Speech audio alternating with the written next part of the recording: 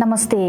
Japan मेरो सपना मेरो सङ्घर्षको आजको सिरिजमा यहाँहरू सम्पूर्णलाई न्यानो स्वागत गर्न चाहन्छु। म हुँ सविता। भिडभन्दा अलि अलग हिँड्ने साहस गरेकी छु यो भागमा। जापानको भाषा स्कुलको समय सकिने लागेको थियो। सबैका अगाडि एउटै प्रश्न थियो, अब कहाँ जाने? धेरै साथीहरू सजिलो बाटो खोज्दै सेनमोन भोकेसनल स्कुलतिर लाग्ने तयारीमा थिए। तर म र मेरो साथी भने अलिक फरक सोच्दै थियौँ है।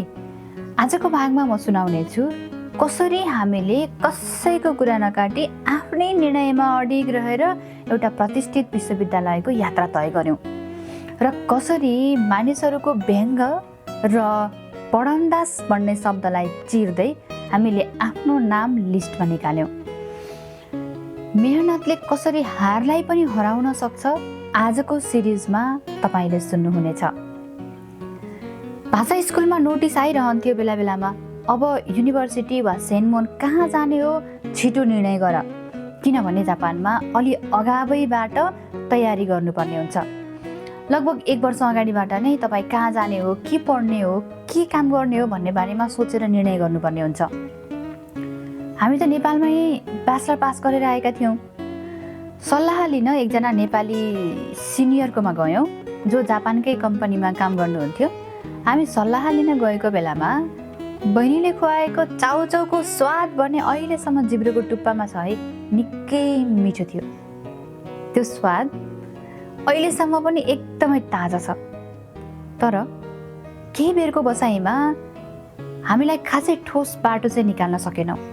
मैले सोचेँ यदि म फेरि जापानमा ब्याचलर नै भर्ना भएँ भने जिन्दगीको 8 वर्ष ब्याचलर पढ्ने, त्यति धेरै समय, महँगो स्कुलको फी, न यो गर्नु हुँदैन। हामीले यो गर्नै हुँदैन। हामीले निर्णय गर्यौँ बरु मास्टरको लागि प्रयास गरौँ न। हामीले मोरी सेन्सेलाई यो कुरा सुनाउँदा उहाँले भन्नुभयो यो निकै कठिन छ। अन्तर्वार्ता र निबन्धको लागि धेरै मेहनत चाहिन्छ। मास्टर्स गर्नु भनेको नट अ जोक। तिमीहरूले पहिला प्रोफेसरलाई मेल गर्नुपर्छ, कोही प्रोफेसरले तिमीहरूलाई लियो भने मात्र सजिलो हुन्छ।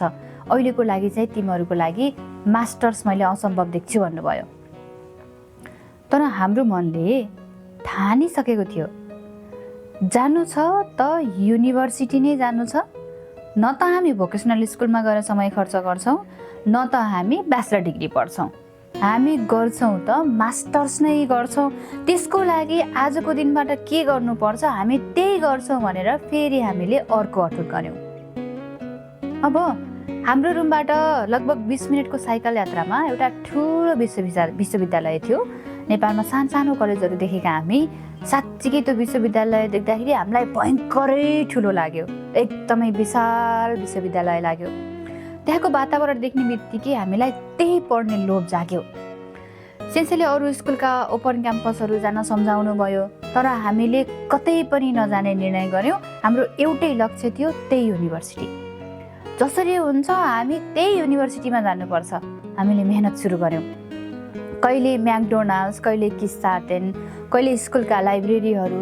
हाम्रो काम नै लेख्ने र अन्तर्वार्ताका प्रश्नहरू रट्ने हुन्थ्यो। हामीलाई थाहा थियो भन्नुपर्ने कुरा के हो, तर त्यसलाई जापानिज भाषामा ढाल्नु सबैभन्दा ठुलो चुनौती थियो। हामी घोटिएर पढ्थ्यौँ र सँगै पढ्ने साथीहरू भने हामीलाई जिस्काउँथे। ए जान्नेहरू, युनिभर्सिटी जानेहरू, यिनीहरूसँग चाहिँ हाम्रो लेभल मिल्दैन। म हाँसेर बस्थेँ। उनीहरूको त्यो सङ्कीर्ण सोच देख्दा मलाई दया लाग्थ्यो। उनीहरू कसरी मेहनत गर्यो भनेर सोध्नुको सट्टा गिज्याउन थाल्थे। अन्ततः परीक्षाको दिन आयो। युनिभर्सिटीमा नाम निकाल्ने हामी 2 जना नेपाली र 1 जना चाइनिज साथी हुनुहुन्थ्यो। जब पास भएको खबर पायौँ यो खुसी शब्दमा व्यक्त गर्न सकिँदैन। पढेर मेहनत गरेर प्राप्त गरेको सफलताको स्वाद नै बेग्लै हुँदो रहेछ। युनिभर्सिटीको गेट अगाडि एउटा स्ट्याचु थियो जसमा चाहिँ हातमा संसारलाई उचालेको थियो कि। त्यो देख्ने बित्तिकै मेरो मनमा एउटा सङ्कल्प आयो, यदि यो विश्वविद्यालयले संसारलाई आफ्नो हत्केलामा राख्ने सन्देश दिइरहेको छ भने म पनि एक दिन यो संसारलाई आफ्नो हत्केलामा ल्याउन सक्ने भन्ने छु। जब यति ठुलो अटुट मनमा आउँछ तब युनिभर्सिटीका इन्टरभ्यूहरू र इक्जामहरू त सानो खुड्किलो जस्तो मात्रै लाग्दो रहेछ कि। साथीहरू, मेहनतले नै सफलतामा पुर्याउँछ। यदि कसैले प्रगति गरिरहेको छ भने उसलाई डाहा गरेर आफू पछाडि नपर्नुहोस्, बरु उसलाई सोध्नुहोस्, तपाईँले कसरी यति मेहनत गर्नुभयो, म पनि के गर्न सक्छु। असल साथी बन्नुहोस्। एकअर्काको कामलाई समीक्षा गर्नुहोस्। इमान्दार भएर गरिएको मेहनतको अगाडि हारले पनि हार मान्छ भन्ने कुरा हामीले प्रमाणित गरेका थियौँ। त्यस कारणले गर्दा जापानमा अप्ठ्यारो छ, समस्या छ, गाह्रो छ भनेर जति पनि कुराहरू गर्नुहुन्छ नि, हो त्यसैको लागि गाह्रो छ जसले जापानको अवसरलाई देख्ने आँखा खोल्न सक्दैन। मेरो समय र आजको तपाईँको समयमा जापान उस्तै छ। जापानका कुनै पनि कुराहरू त्यति धेरै फेरिएका छैनन्। नियम फेरिनु स्वाभाविक हो। हेर्नुहोस् त, हाम्रो नेपालमा पनि कति धेरै नियमहरू फेरिएका छन्। नियम फेरिनु स्वाभाविक नै हो, तर त्यो फेरिएको नियमसँगै आत्मसात गरेर नियमसँगै हिँड्न सक्ने ल्याकत तपाईँले राख्नुपर्छ। म विद्यार्थी हुँदै गर्दा मेरा पनि कठिन दिनहरू नआएका होइनन् नि, तर जुन कठिन समय थियो, जुन कठिन दिन थियो र जुन कठिन परिस्थितिहरू थिए, मैले त्यसलाई सिकाइमा परिणत गरेँ। तपाईँहरूले पनि सम्पूर्ण अप्ठ्यारा दिनहरूलाई सिकाइमा परिणत गरिदिनुहोस् त। एउटा लक्ष्य निर्धारण गर्नुहोस् र त्यो निर्धारण गरेको लक्ष्य प्राप्तिको लागि तपाईँले कति सक्नुहुन्छ मेहनत गर्नुपर्छ। इम्पोसिबल भन्ने छँदै छैन। पोसिबल छ, सम्भव छ, तपाईँकै पालामा सम्भव छ। आजको भागमा मैले भाषा स्कुलबाट विश्वविद्यालयसम्मको यात्रा सुनाएँ। अर्को भागमा म सुनाउने छु मेरो जीवनको दोस्रो ठुलो भाषण, भाषा स्कुलको त्यो ग्रेजुएसन सेरिमोनीमा गरिएको युनिभर्सिटीको भव्य स्वागतको बारेमा अर्को भागमा म सुनाउने छु।